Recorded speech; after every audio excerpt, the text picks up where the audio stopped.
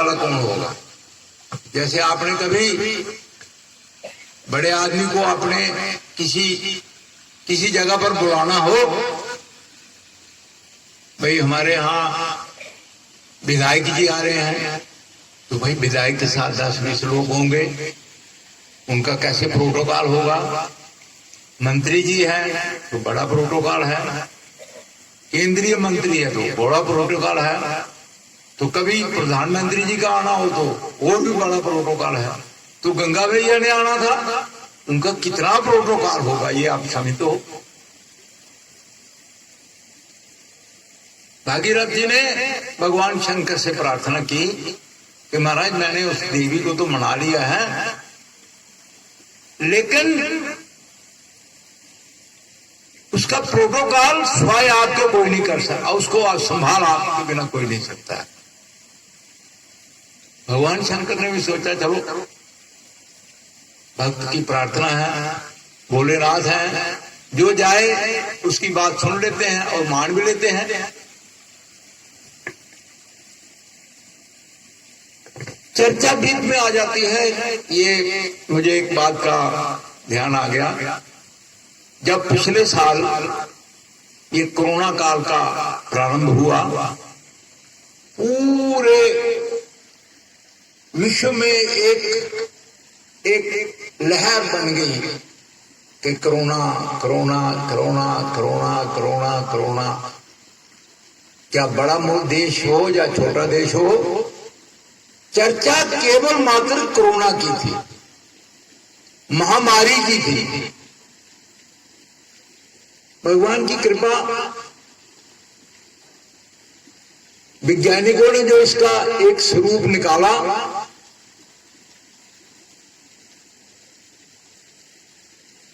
तो इसी प्रकार का स्वरूप है जैसे भगवान के एक शंकर की पूजा के लिए एक फल चढ़ता है,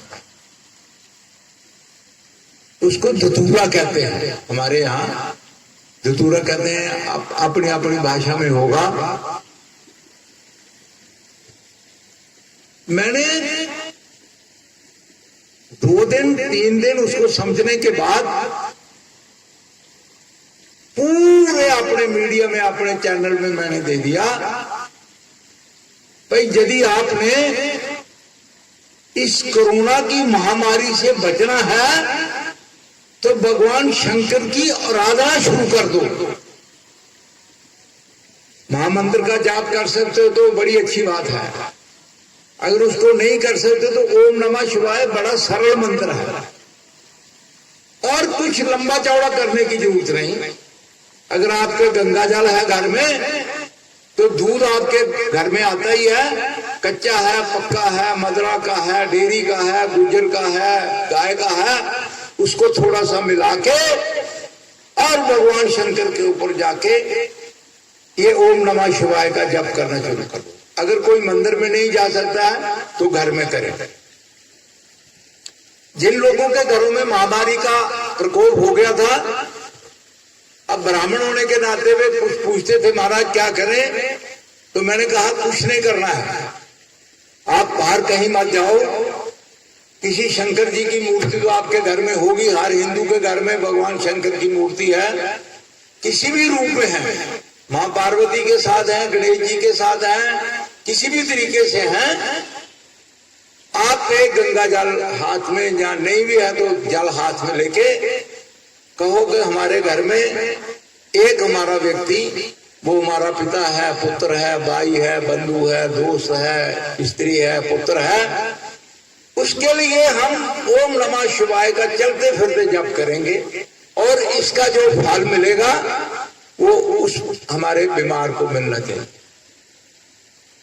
आप कहते हैं लोगों को बड़ी भ्रम पैदा हो गया कि एक घर में अगर कोई कोरोना का वो हो जाता है, पॉजिटिव हो जाता है तो सारा परिवार बाहर गया।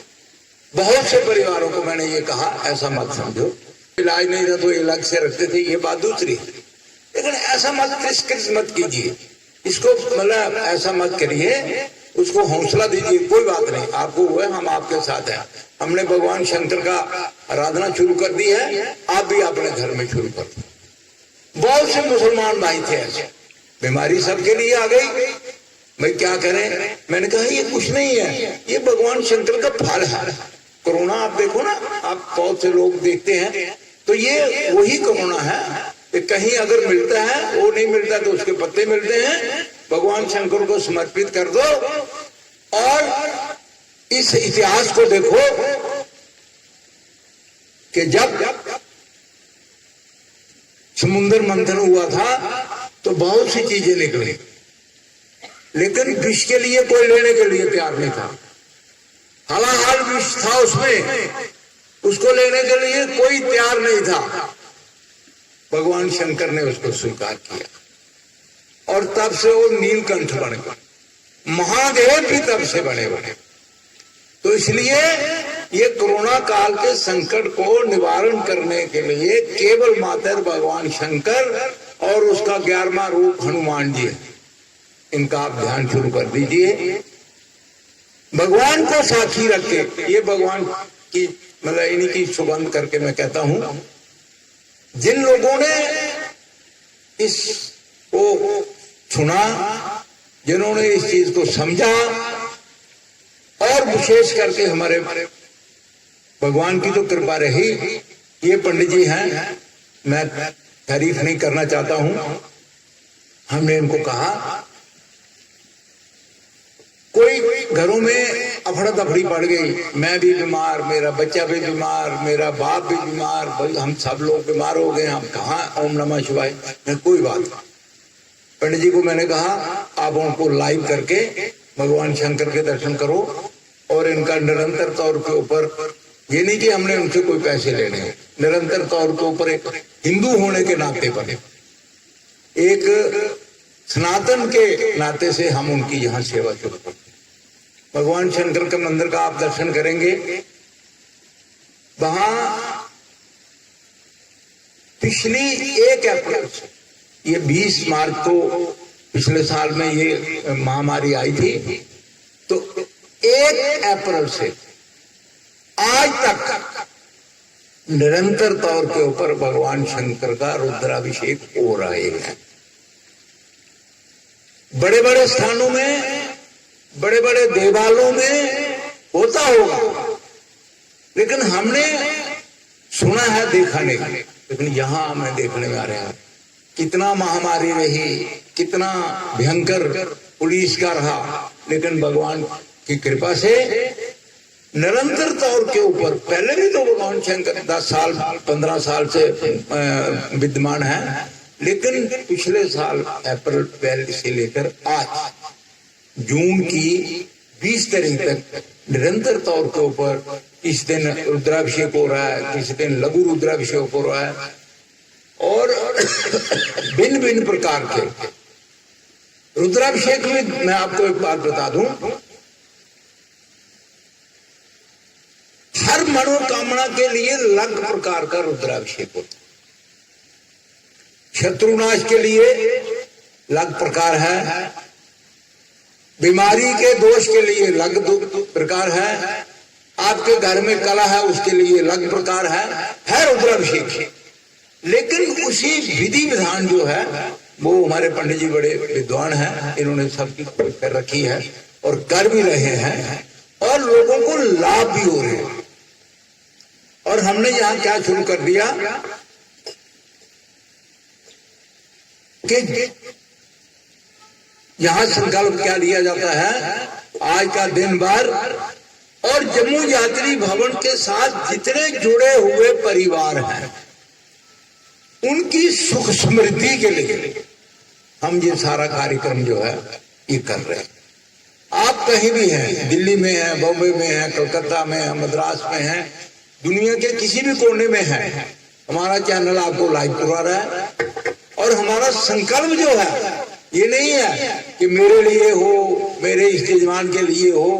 हाँ, विशेष यजमान कोई आता है इस पूजा के लिए, उसका तो विशेष होगा ही, लेकिन जनरली जो जहाँ पूजा है, ये पूजा हो रही है जम्मू यात्री भवन के साथ जो परिवार जुड़े हैं उनकी सुख समृद्धि और सुख शांति के लिए सब कुछ हो। प्रभु की बड़ी कृपा है। सुबह 7 बजे से लेकर रात के 9 बजे तक यहाँ पूजा का पूरा निरंतर कार्यक्रम है। दो चार विद्वान लोग हैं। बीच में कई जगह पर चर्चा आती है कि जातरू नहीं है। हमारा ये ऐसा उद्देश्य नहीं। हमने जो भी करना है वो ठाकुर के लिए करना है। वो विद्यमान है, वो बैठे हुए हैं, हमने उनके लिए करना है।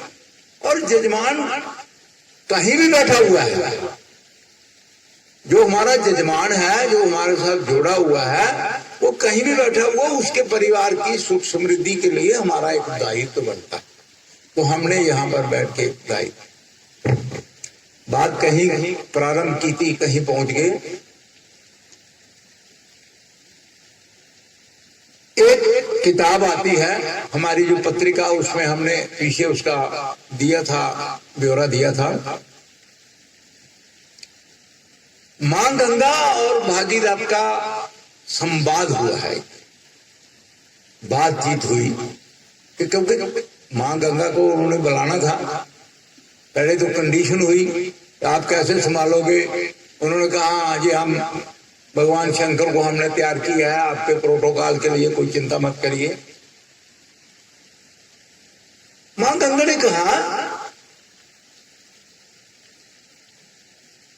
स्वर्ग तो स्वर्ग है, ब्रह्मा की पुत्री है,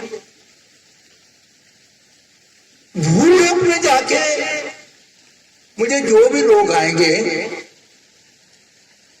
अपने पापों को नाश करने के लिए मेरे पास आएंगे। ये मां गंगा ने साक्षात भागीरथ को ये प्रश्न किया। तो मैं तो दूषित हो जाऊंगी ना। सब लोग आएंगे, मेरे में अपने पाप डालेंगे, मेरे में गंध डालेंगे, मेरे में ये करेंगे, मतलब कुछ ना कुछ जो है उल्टा पल्टा काम लोग करते रहेंगे। संस्कृत में लंबी बात है, लेकिन भागीरथ कोई छोटी पर्सनैलिटी नहीं थे, छोटी हस्ती नहीं थे। उन्होंने कहा मां तुम चिंता मत कर, तेरे पास पापों का नाश करने वाले भी लोग आएंगे, लेकिन तेरे में स्नान करने के लिए संत भी आएंगे। और संतों के वो संत जो 24 घंटे निरंतर तौर के ऊपर उस परमात्मा का जाप करने वाले हैं, अच्छे लोग हैं, सत्पुरुष हैं, वो लोग जब तेरे स्नान करेंगे, उनके जब चरण तेरे गंगा में पड़ेंगे तो उनका दिया हुआ दोष उनके चरण पड़ने से समाप्त हो जाएगा। ये भागीरथ ने उनके साथ वायदा किया। तो गंगा में हम लोग क्या हालत कर रहे हैं, मोदी जी कितना जोर लगा रहे हैं, लेकिन हम क्या क्या क्या नहीं कर रहे हैं। लेकिन वो आज भी, अगर 200 साल पहले भी ये परंपरा थी कि गंगा मैया का जल ले जाओ, कई साल खराब नहीं होता, आज भी वही है। कितना प्रदूषण डाल रहे हैं, कितने फैक्ट्रियों वाले डाल रहे हैं, कितना मैं डाल रहा हूं, कितना आप डाल रहे हैं। गंगा में 6 ही महीने में स्नान करने का तरीका है कि घर से नहा कर जाना है। लेकिन आप घर से आते हैं, गंगा स्नान के लिए जाना है, तो जितना भी मैल कचाल है उधर ही छोड़ना है। लेकिन भागीरथ ने उनको बोल रखा है, हे मां तू चल, तेरे में ऐसे संत लोग आके, ऐसे महात्मा लोग, ऐसे सत्पुरुष स्नान करेंगे जिनके चरण पड़ने से उनके